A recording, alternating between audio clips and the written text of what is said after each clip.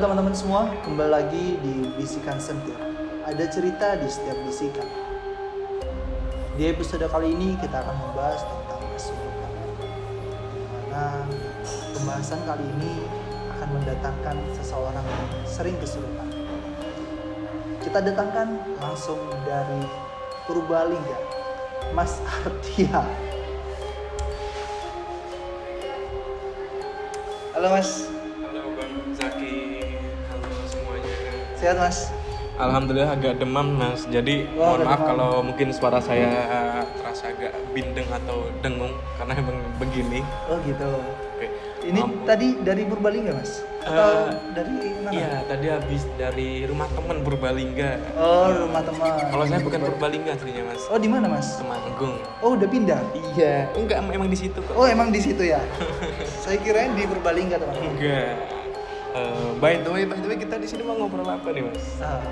Di episode kali ini di Bisikan Sentir ini kita akan membahas tentang kesurupan Mas.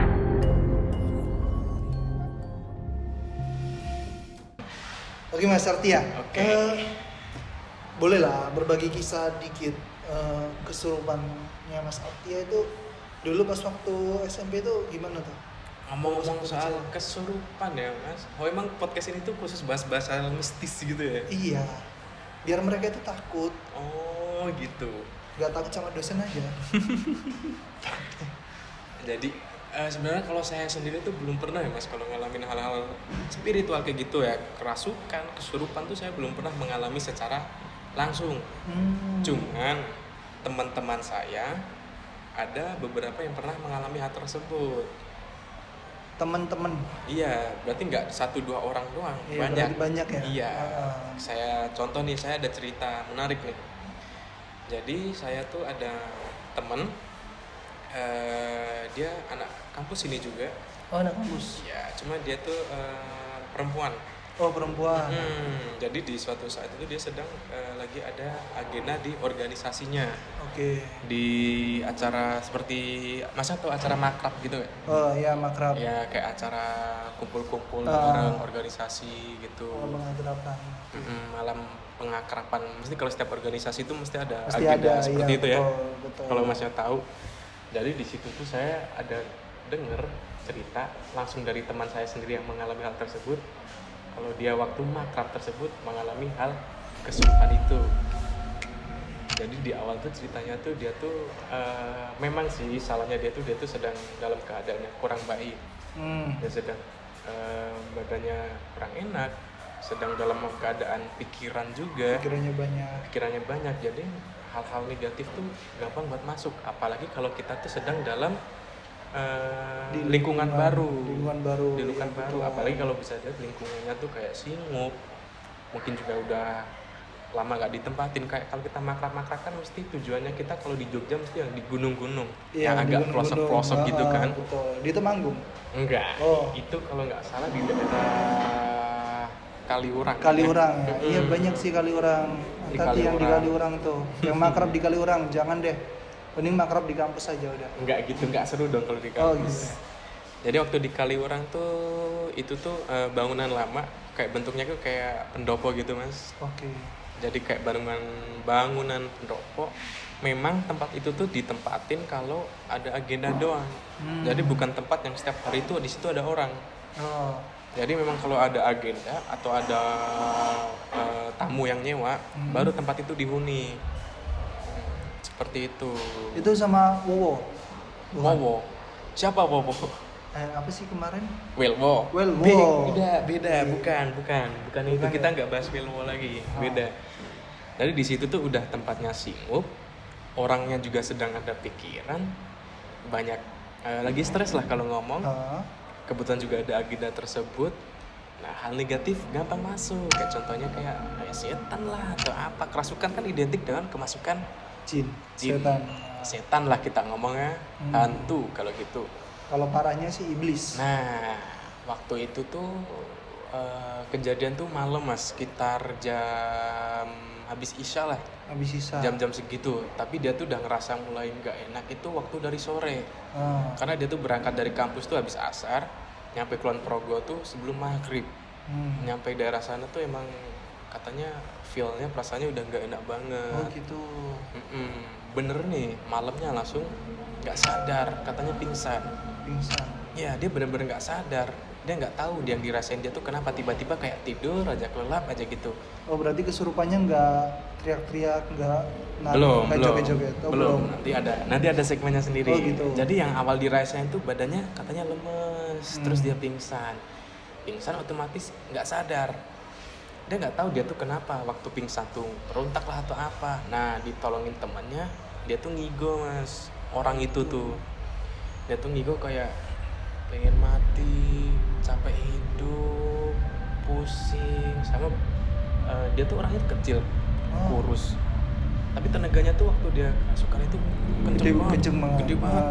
Kayak nggak, kalau dinalar tuh nggak masuk gitu loh mas. Iya betul. Paham nggak? Tahu, Tiba-tiba tahu. tenaganya kuat, jadi dia tuh badannya ngeberontak semua. Badan dia tuh kecil, tapi waktu dia ngeberontak itu dia dipegangin sama teman-temannya, Gitu. ditenangin, berusaha dikocekin gitu loh. Ya, Ngerti nggak? ya dipegangin semua. Kayak gitu, dia tuh dipegangin sama teman-temannya. Tapi teman-temannya yang megang dia tuh nggak ada yang bisa ngontrol. Nggak bisa dikontrol. Iya, karena saking gedenya tenaga yang mungkin setan yang ngerasukin dia tuh genderuwo, bulking, berotot gitu atau apa kita nggak tahu ya. Jadi sampai orang-orang tuh nggak bisa nahan dia. Lumayan ngeri juga ya mas Iya, ya. cuman orang yang dirasukin ini tuh nggak sadar kalau dia tuh ngelakuin hal seperti itu mas. Seperti itu, jadi dia tuh bawaannya kayak lemes, tidur aja udah nggak sadar sama sekali. Sadar di situ udah jam 11 malam. Oh sadarnya baru jam 11 malam. Lama banget itu, dari habis isya dia pingsan, nggak sadar, ngeberontak badannya, baru sadar lagi itu jam 11 malam dalam keadaan lemes. Kayak lemes, kalau masnya tahu tuh kayak, kalian tahu nggak kalau orang-orang habis pingsan lemes gitu masih agak Oh lemesnya kayak gitu ya. Ya dalam keadaan seperti itu. Tapi di situ tuh belum sembuh mas, masih lemes. Teman-temannya semuanya pada ngasih obat lah, ngasih makan lah, dikasih minum, ditenangin sebenarnya ada masalah apa. Nah itu bisa terjadi mungkin karena orangnya juga ada pikiran, jadi nggak fokus, jadi gampang dimasukin gitulah ya. Dan teman-temannya nggak ada yang ngeruqyah gitu ya mas ya? Nggak ada Di kepikiran situ gitu? tuh nggak ada sosok yang paham agama kayaknya ya. Oh, Cuman gitu. sampai ada juru kunci di situ yang ngebantuin. Cuma memang di situ katanya kononnya tuh terkenal memang agak-agak tempatnya agak angker. Agak angker. Kalau boleh dibilang iya seperti itu. Nah waktu jam 11 itu belum sembuh mas, tapi memang sudah sadar. Nah baru dia istirahat, dia masuk ke kamarnya. Jadi di villa tuh kayak ada pendopo, di belakangnya tuh ada kamar. Oke. Di villanya tuh kayak gunung gitu loh mas tempatnya. Kayak bukit, ada lapang, ada pendopo, terus ada bilik-bilik kamar di belakangnya. Jam 11 dia masuk ke kamar, ditemenin sama salah satu temennya perempuan buat kayak jagain dia lah, takutnya tiba-tiba kerasukan lagi atau ngeberontak lagi. Nah bener aja, waktu sekitar jam 2 pagi sebelum subuh lah itu kerasukan lagi, ngeberontak lagi. Nah yang ini yang lebih parah. Itu Kalau emang orang temennya nggak ditali gitu mas? Oh enggak nyampe kayak gitu mas. Ya nggak ada yang kepikiran juga kalau mau ditali seperti itu. Iya. Kan Toh enak juga mesti gitu. kalau ada hal seperti itu ya teman-temannya juga pada panik mas. Iya betul sih. Ya. Kan nggak diduga banget ya tiba-tiba kita lagi nongkrong chill makrab mau happy have fun bareng Malah horor banget. malah horor bareng kayak gitu kan kita nggak tahu ya. Ngeri cuy. Nah pada waktu jam 2 itu kerasukan lagi. Cuman yang rasukin tuh bukan 1-2 setan, masuk keluar Oh masuk keluar. Nggak satu makhluk aja, satu makhluk berhasil masuk keluar ganti makhluk yang lain. Itu berulang terus sampai jam 8 pagi. Gitu. Bayangin mas, dari jam 2 pagi sampai pagi lah, jam 8 jam 7-an dia tuh kondisi nggak sadar seperti itu. Ya ngigonya masih sama nih, pengen mati, capek hidup, tapi dia kayak gitu tuh nggak sadar. Yang pertama tuh katanya dia tuh ngigo dimasukin mbah-mbah. Ya Allah mas, dia tuh orangnya kecil, pendek, mungil gitu. Terus dimasukin mbah-mbah Dimasukin gitu. mbah-mbah, suara dia Tiba-tiba dia jadi tinggi gak? Enggak dong. Oh, Kalau enggak. fisik masih sama. Tetap masih sama ya. Cuman memang dari segi suara tuh beda banget. Oh gitu. Jadi suaranya tuh kayak serak-serak basah nggak jelas gitu ya, kayak Kayak suara Bamba gitu. nenek kayak gitu. Nggak gitu dong. Ya kayak gitu. Kalau mau dinalar kan nggak nalar ya. Cuma memang faktanya tuh kemarin memang seperti itu, Mas. Ya sama, Ginggonya pengen mati, capek, nggak tahu ya dia tuh sebenarnya ada pikiran apa. Nah, Mbak ini udah bisa berhasil ditenangin, dia keluar, masuk lagi. Masuk neneknya. Enggak, ada Oh, lagi setan masih. yang lain masuk lagi Oh, seperti setan. itu. Nggak tahu ya kalau ini setan yang mana lagi. Cuma dia perawakan perempuan, suaranya halus banget kayak gitu. Berulang terus itu sampai jam 8 pagi. Nah, karena di situ kan makrab organisasi itu udah nggak kondusif kayak ibaratnya. Iya.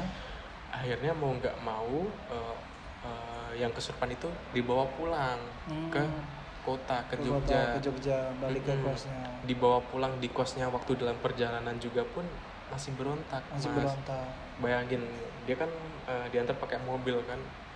Pada waktu itu jam tengah 6 kalau nggak jam 7 OTW dari Kaliurang ke Jogja.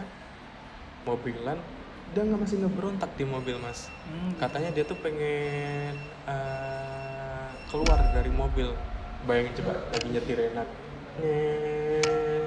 tiba-tiba passenger belakang, penumpang belakang membuka pintu mau lepas gitu. Apa nggak panik? Waktu nyampe udah di kos dia di Jogja, kan sempat mau dibawa ke rumah sakit, udah kontrol juga, tapi dianya nggak mau di rumah sakit karena dia udah nyampe Jogja tuh bener-bener badannya tuh fit fit lagi, bener-bener enak, kayak nggak ada hal-hal. Nggak ada. Waktu dia di Kaliurang itu, Mas, yang dia kerasukan kesurupan itu bener-bener hilang aja. Terus kalau dia ditanyain juga dia tuh apa yang dirasain waktu kesurupan, nggak ada, dia nggak sadar. Dia memang bener-bener ngerasa kayak orang tidur, tiba-tiba bangun-bangun badannya agak lemes aja gitu.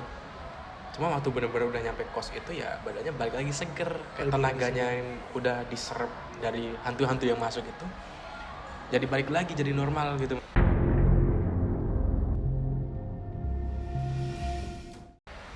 Kita itu harus banyak-banyak baca doa sih, Mas, kalau mau berpergian. Keluar rumah itu sudah ada jinnya biasanya. Oh gitu ya. Makanya itu kita dianjurkan untuk doa Bismillahirrahmanirrahim, la haula wala quwata illa billahil adim. Dari itu setan itu nggak ngikut ke kita. Apalagi santet-santet itu kan biasanya udah ada api tuh yang di luar rumah itu. Banaspati. Itu juga biasanya ada, Mas. Walaupun aku belum pernah ngalamin ya. Cuma aku pernah dengar sama Ustadz Faizal. Oke. Tanya Ustadz Faizal itu dulu sering kayak gitu juga. Makanya dia itu kalau mau masuk rumah, keluar rumah, selalu berdoa. Oke.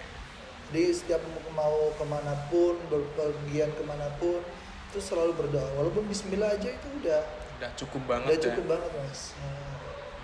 Ketika di jalan banyakin istighfar, banyakin sholawat, biar nanti kita kan nggak tahu juga namanya mati itu kapan, bisa jadi musibah kan bisa datang kapan aja ya. Kapan aja kan, bisa jadi nanti di jalan tiba-tiba dapat uang, dapat rezeki, amin gitu ya. Semoga aja ya. Oke.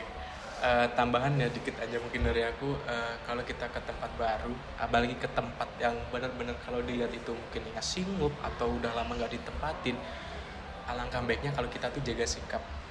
Betul. Kalau sebenarnya kalau tempat-tempat kayak gitu mesti ada hal-hal yang sudah lebih dulu menempat di situ. Mungkin ya jin, setan atau apapun itu. Jadi sebaiknya ya gimana kita kalau bertamu ke tempat baru aja lah ya. Kita harus jaga sikap, kurang-kurangin cerelean, jangan ngelakuin hal-hal yang nyeleneh atau di luar nalar manusia. Betul. Sepatutnya kita bertamu di tempat orang aja seperti apa.